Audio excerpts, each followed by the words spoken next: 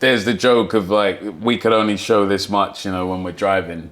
So you can't just say the words. Right. You know, you can't just be like, yeah, I'm coming up to the turn. You can't say that. You need to be like, I'm coming up to the turn. Like, your eyes need to be popping out. And that's when Joe really liked it. He was like, oh, that last performance was great. It was like, if one wink is like an Oscar nomination, you know. Drive the car. You're really good at it. Anything else, Professor? Drive fast. I'll see you down the road. Hello, you're watching Anime. I'm Jordan Bassett, and we're here with the coolest actor in the world right now, Damson Idris. Oh my God. Respect. Yeah, okay. I'll pay you after. You've already earned the title. I mean, look at that suit. Absolutely Thank you. amazing. Thank you. We're here to talk about F1, your amazing new massive Hollywood blockbuster with Brad Pitt, Javier Bardem, Kerry Condon. It's quite a cast, this, right? Yeah. Do you think it would be okay for you to kind of maybe sum up what the film's about and your character's role in it for people that aren't aware? So F1 the movie follows the character of Sonny Hayes, played by the fantastic Brad Pitt. He's a down and out kind of retired Formula One driver who is being invited back into the sport by his old teammate and now team owner, Ruben Cervantes, played by Javier Bardem.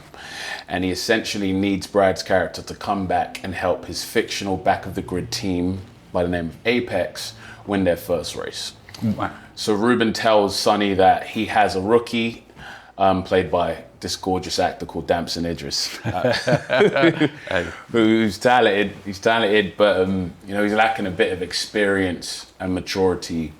So it's basically the journey of those two trying to help this team, essentially. Wow. But it's a whirlwind. It's full of heart, and it's not just a racing movie. It's a movie that I think a lot of people can relate to. Yeah, absolutely.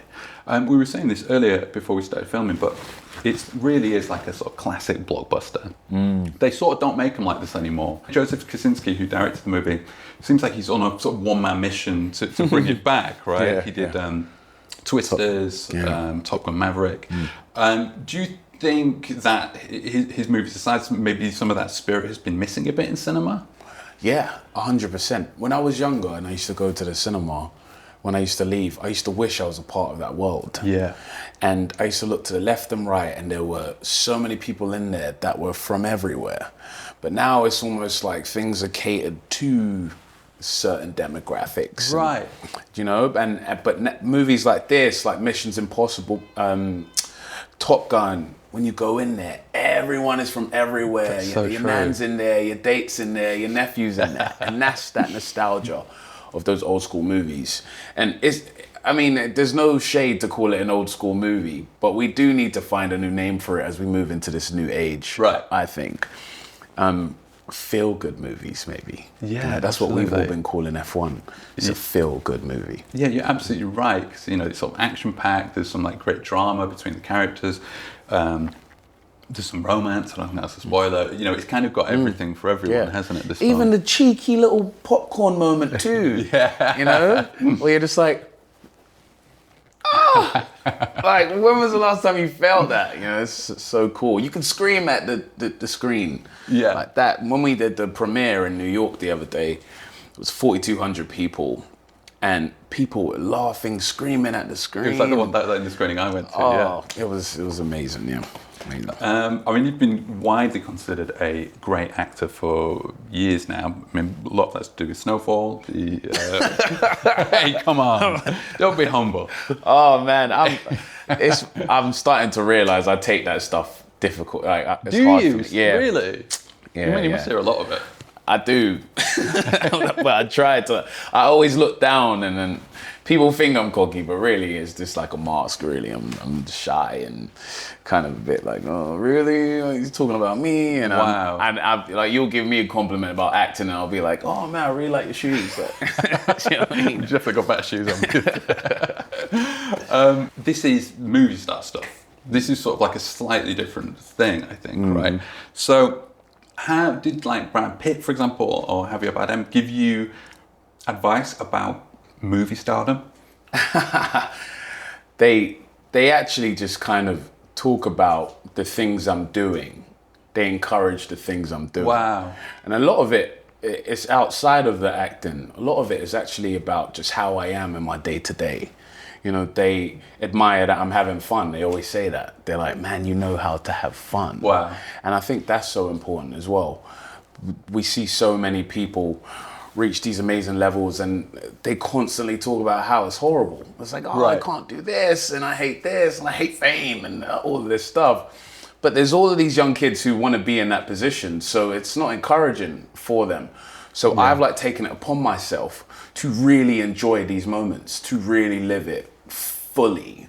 You know, whatever level I get to, I'm just going to make sure I continue to stay happy in it. And I'm not going to complain. And I'm not going to say, oh my gosh, like, oh, well, unlucky me, like I can't go to Tesco's anymore. And no, I don't care. Like, it is what it is. You know, I'm trying to have as much fun as possible. That's awesome. I mean, maybe that's a sort of generational thing. Like, you're younger than me, I hate to admit. But we're sort of similar ages, and I think we've sort of seen previous generations go through the fame thing, and like, whether it's music or film, like people have, you know, some people have had a really hard time with it. And I think certainly this is true in music, and maybe it's true in film as well, of like, you go, oh, I'm not going to do that thing, or I'm not going to fall for that thing, or you know what I mean? So maybe that's a part of it. Yeah, they also didn't have social media. Which is evident on this tour, because anytime we put a camera in their hands, they're like, what should I press? Damson, do it. Brad's got some jazz with it, but oh my God, Javier's hilarious. He's so funny. The other day he picked the phone up and he was supposed to record all of us, and then he was just like, hi. And then just kept it there. We're like, Javier, do something. Move the camera around, float it. I mean, these guys have got people to do everything. They don't need oh, man. Yeah, he's only just one of the greatest actors of all time. So sure, yeah. Was there anything about your character, Joshua, that particularly spoke to you? Yeah, I mean, my whole life I wanted to be a footballer. Yeah. You know, so I kind of manifested the idea of playing an athlete. And then I was always a fan of Formula 1 too. The first race I went to was in Budapest, where Lewis actually won. It was like 2018. And I was like, wow, this sport is so, it's kind of considered as this like elitist thing that people don't have access to. Right. So when I had learned that Joe and Jerry were making a movie about it, and I learned that Brad was going to be in it, I mean, it was a no-brainer to try and, you know, throw my hat in the ring. That's Jerry Bruckheimer, the producer. Yeah, Jerry Bruckheimer. Big time producer. Big time. And I was just really excited to represent Josh because, you know, he's an East London boy. He's talented. Like I said, he's cocky. I know so many guys like that who have so much potential. They just need a little bit of guidance to go to the next level. So after reading the script, you know, I wrote a letter to Joe. And I was like, look, man, like, no one's gonna play this part like me. Like, I promise. Wow. You. Yeah, I wrote that Good letter on you. and I sent it to him.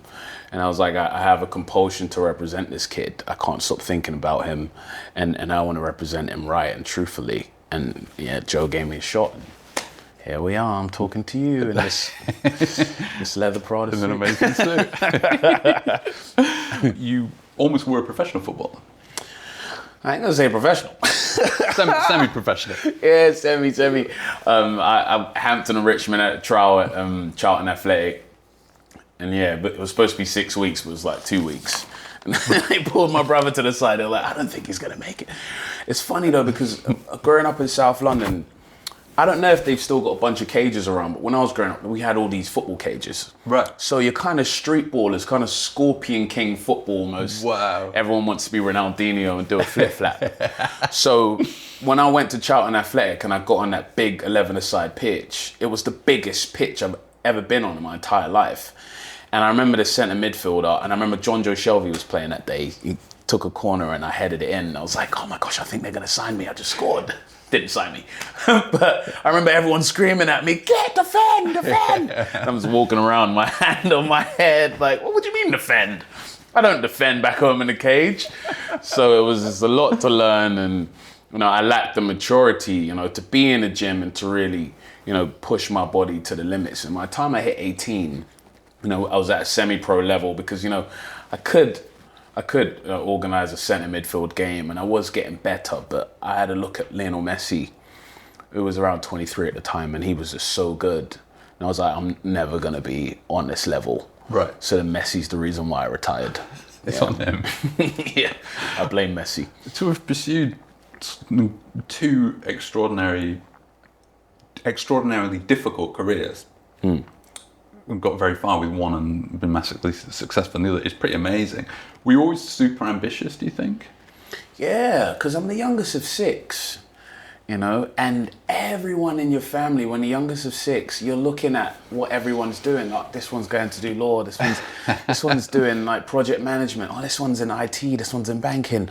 And it's a single mother who's just encouraged everyone to get their photo on the wall. Like, you have to go to uni and get your graduation pic on the wall. So there's that ambition too, to just educate yourself. But then you kind of had free range as the baby, because it's like, well, everyone else has ticked everything. So you want to be a footballer, Right, you know? right. You want to act? Yeah, go. Like, I'll support you. You know, I remember my brothers, like, they all love football, so they were like, "Oh, D, we got to push D, because we want him to, you know, They wanted me to play for Chelsea, but I'm United sport." But they were pushing me in that direction. But then it was actually my sister who said, when I was going uni, I wanted to do business studies, because she did business studies. Right. And then she was like, "Oh, don't do business studies." And I was like, "Oh, I'll do sports science." And she was like, "You're not doing sports science." So then she was like, "Look, university," back then, I don't know if it's changed now, but she was like, "If you're going to go to university, do something that's specific to a career path you want, i.e. law or medicine." I was like, "I'm not doing that." She was like, "Otherwise, choose a degree that you actually enjoy, because you're probably not going to use it." This is what my sister said to me. Right. Don't know if it's true. But it worked, because it motivated me to do drama and TV film studies, because I always had fun in drama back in the day in school. And then, went to Brunel University. A student came back to get a degree. There's an actress called Kathy Tyson. And then she essentially encouraged me to meet a writer who did a play. I did the play.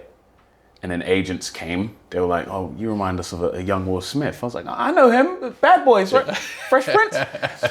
Signed up with them. And then the ball was kind of in my court. And then they introduced me to my manager in the States a year or two after. A year after that, one of the first auditions she sent me was Snowfall. And then, so it was like a 4-year whirlwind of, oh, you're on Casualty, you're on Doctors, oh, you're at the National Theatre, oh, let's try America, oh, Snowfall, you know? Yeah. It was really, really, not fast, but Snowfall was really deep end for me. Well, I read that the studio didn't like the original pilot of that movie, so it got kicked back and had to be made. And in that time, you went back to selling programs and stuff on the Lion King at the West End. Yeah. So what I mean, that's like, so it's like you've had a bite of your big break. It's kind of been taken away. I think you were the only cast member that was kind of carried over. Yeah. So the whole thing was going to be built around you. But you know, I think these things are fragile at this stage, right? So Did not know. No. You didn't know. Did not know we were going to get picked up. Okay, look. So you've had this big chance. It's kind of fallen apart, and you're going back to the to a kind of regular life. Mm-hmm. I mean, how does that feel? Oof, it was a crushing. It was 2015. We shot the pilot. Then we went back to London, and they were like, "All right, we're going to try and figure this out, but we like this kid, so we're going to try and work it around the kid." So then I go back to London, and then I'm working at GoGen, which was like a charity shop, and it was like, "Hi, my name's Damson Idris. I'm calling on behalf of the National Deaf Children's Society." Some people got a call from Damson Idris. Yeah, exactly. That's amazing. I always got the highest rate as well. Like, people would always give me a little £2 a month. So I had that job. But then a lot of the work, I was actually trying to use it to influence my acting and kind of training a bit through life. And working at the Lion King or Thriller or any of these kind of musical theatre places, I was able to kind of spy and watch the actors. Or I had a small part in A Commuter. I did that movie so I could spy on Liam Neeson. Or like Megan Levy, I wanted to spy on Kate Mara. I wanted to watch leads so I could kind of take in as much information as possible. I was like an avid Hollywood Roundtable watcher. I'd watch every single one, and I'd study Bryan Cranston, or I'd study Damian Lewis, because these guys were leads on shows, and I knew if this show comes back, I want to be prepared like them. Claire Danes, you know, they would carry Washington. They would talk about these 17-hour shifts when they're filming, and you know, it leads in every day. I was preparing, and this was 2016. You know, and I was really just trying to immerse myself and be ready for when the you know, the responsibility came.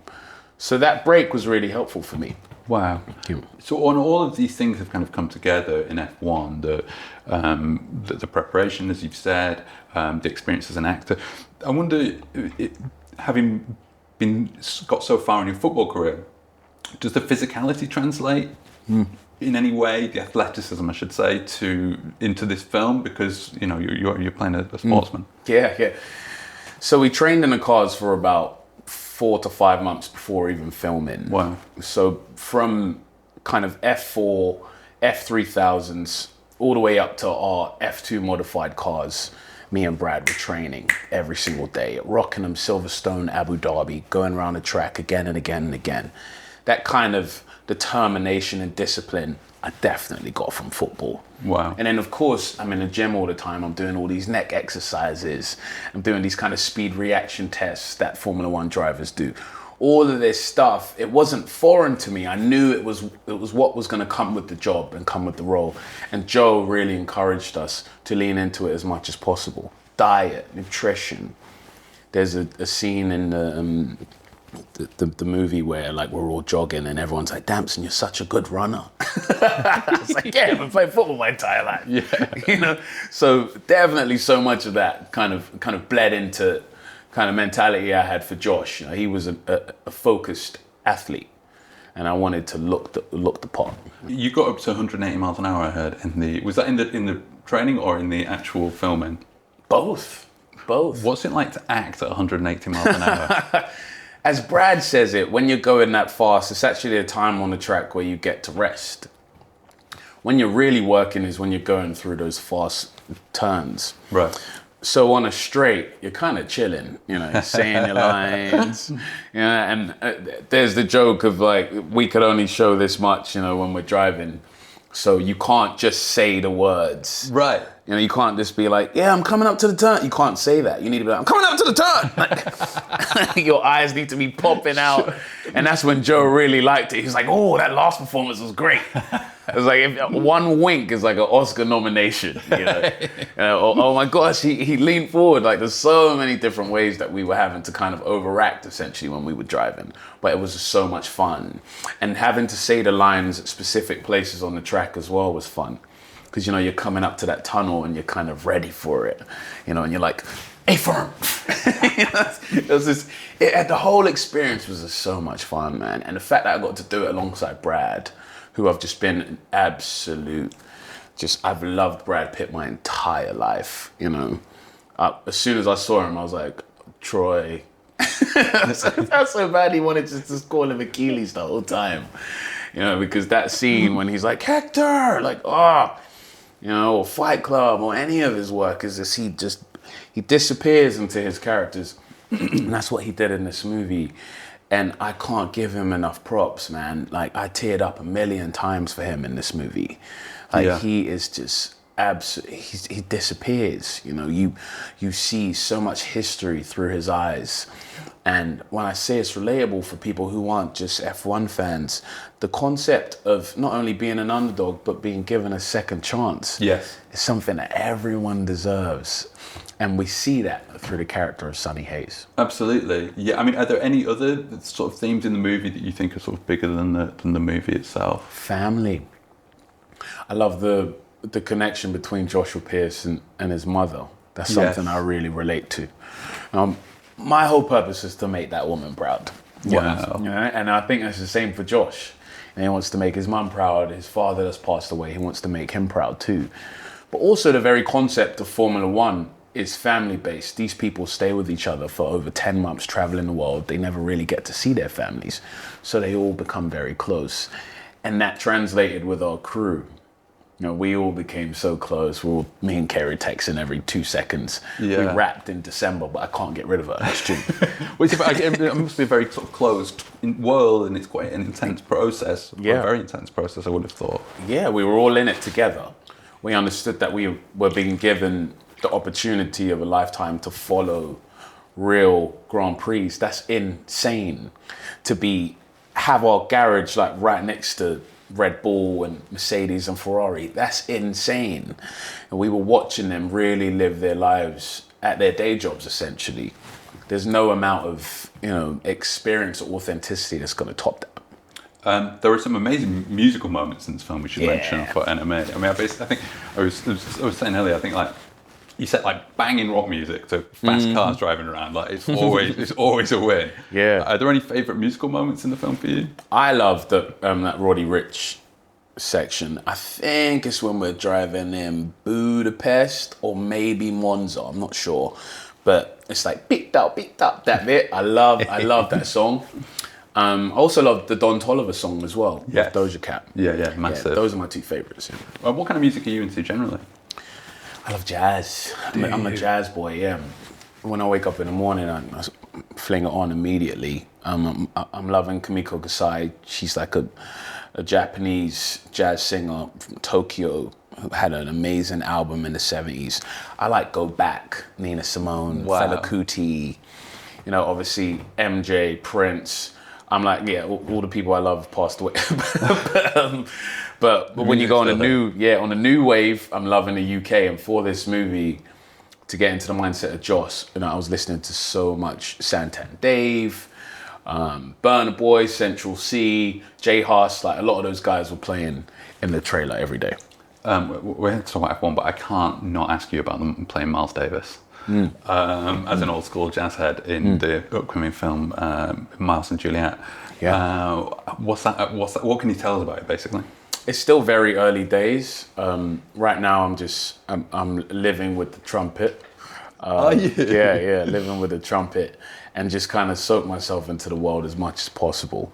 But the story is going to be so beautiful, and again, it's going to be one that so many people can relate to. So I can't wait for people to see it. Yeah. That's amazing. One question we always ask people at Anime is, what is one album that you always go back to, and why? I'm going to go with Michael Jackson, Thriller. Wow. The reason I always go back to Michael Jackson, Thriller, and I don't even think this footage exists, but when I went to Woolworth School in Old Kent Road, and I was in year 7, my first day, you were able to sign up for like the school pop idol. Right? Brilliant. And then I was like, I'm going to sign up and I'm going to perform Michael Jackson, Billie Jean. And I performed Michael Jackson, Billie Jean at a new school, by the way. It's like the first weekend. No one knows who I am. No way. I became the most famous kid in school for the rest of my whole 5 years at Woolworth. It's like, remember when Damson did a moonwalk on like week 1? So yeah, I've always just loved that album because I remember I was just, every single day I was listening to it, practicing in my room. Whoa. Yeah. How did it go, the performance? It went great. I didn't win. I came second to this kid who I think he sung like a don't listen to what people say. Yeah, and he won. But yeah, everyone said I should have won. A kid at my school got up and did like Man in the Mirror. And it was before Spotify and you could just look stuff up. So I thought it was his song. So he made it up. I was like, shit, this kid's amazing. He's going to go really far. Hilarious. 2 years later I found out. Sorry to quote you to yourself, but you said that the reason I became an actor is because I looked up to people like Marlon Brando, Sidney Poitier, Denzel Washington, and Daniel Day-Lewis. You said that these were your favourite actors. Yeah. What did you take from each of those people? Brando, because he was the innovator. Poitier, because he was the first for me, for my culture. Washington, because he's Washington. And Day-Lewis, because he disappeared. And all of those elements is what I'm trying to put into my performances and the choices that I make and the stories that I want to be a part of. Yeah. So yeah, that's the Mount Rushmore, definitely. Wow. Yeah, well, it's all there in F1.